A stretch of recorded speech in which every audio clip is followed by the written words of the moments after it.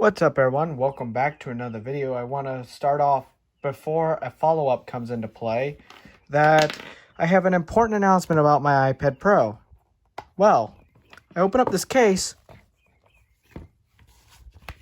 Look, where's my iPad Pro? Well, if the recording that I have here will demonstrate enough, I don't need any more explaining to do. Roll the clip. So as you can see right there, it is unplugged. Plug it in. And it's plugged in, as you can see, right there. And it is not taking any charge. So yeah, as you can see, the USB-C port went on my iPad Pro yet again. And this time wasn't due to a logic board possible failure. It wasn't going through any boot loops or anything.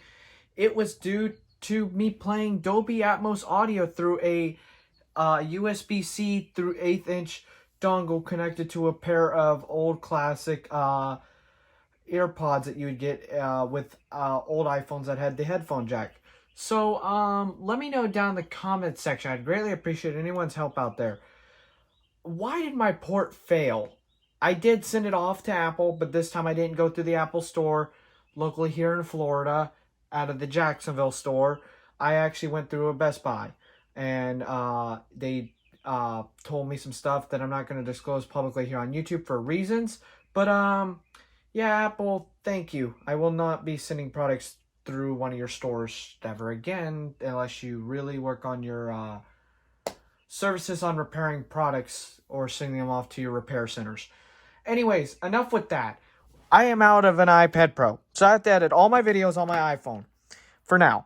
So we're going to cover iOS 15. Thank you for PSA for that, and another PSA message. If you want to downgrade, how I said before in one video beforehand, I said that iTunes was giving you the problem where people cannot restore. No, it looks for your ID for your developer, unique developer identification. And if it does not see that in the developer portal associated with an account, and you're downloading unofficial software, some people have said that they can do it when putting their device in DFU mode, but some people are having them problems.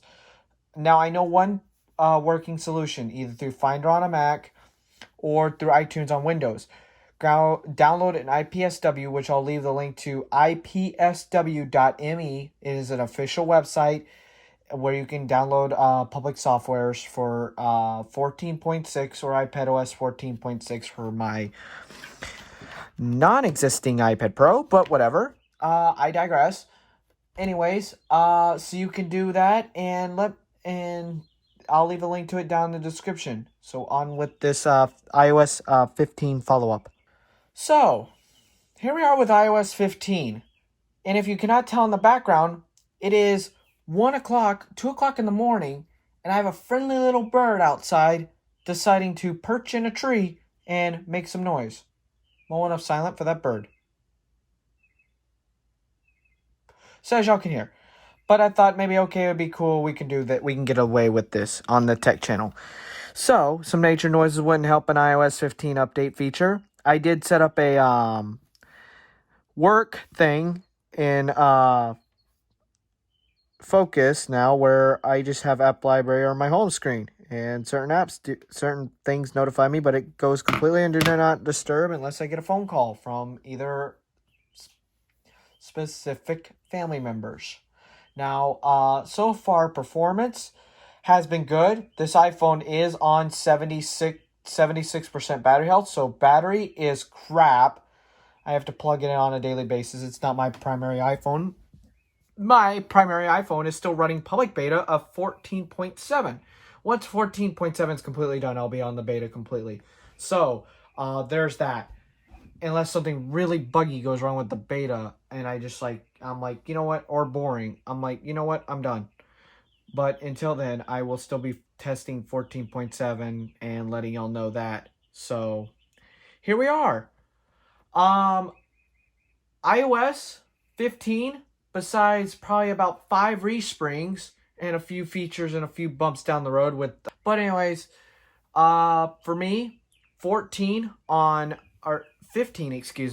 on the iPhone 7 has been running great. 0209. iPad OS until my Pro decided to crap itself has been running great.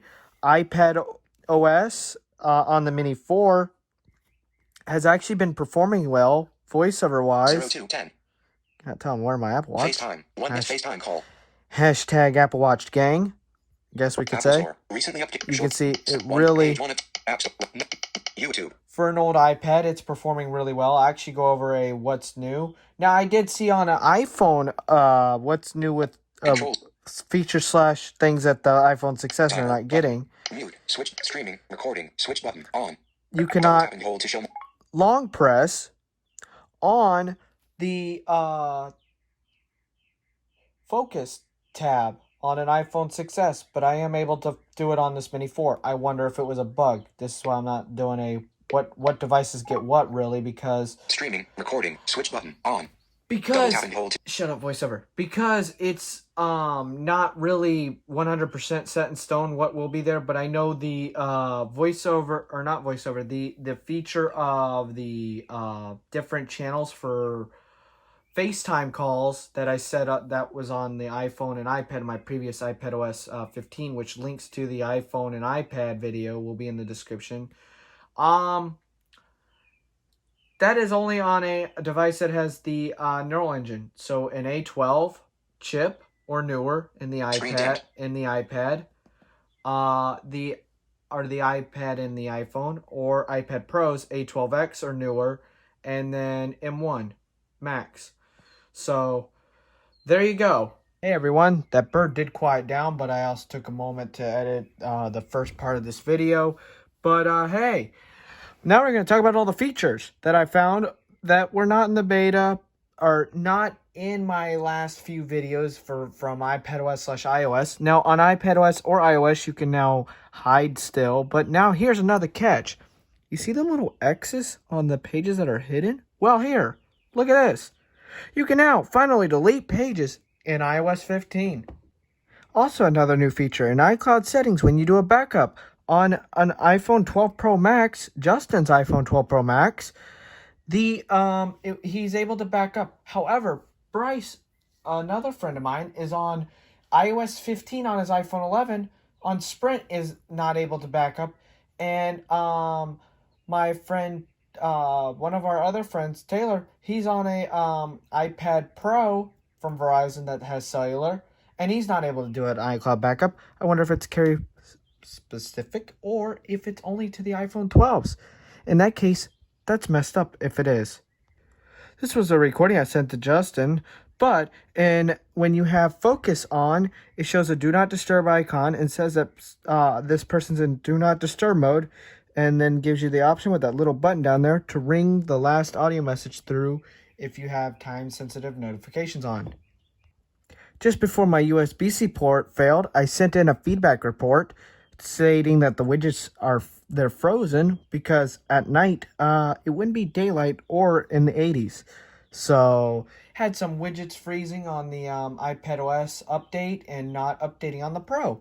That is not a feature, but that is a problem. So now that we're done with all the older features / changes / problems, here's a used to be an old feature on iOS beforehand with VoiceOver. 25 search field, where you get the item chooser. Now, if you do home, FaceTime. I'm gonna zoom out just a little bit.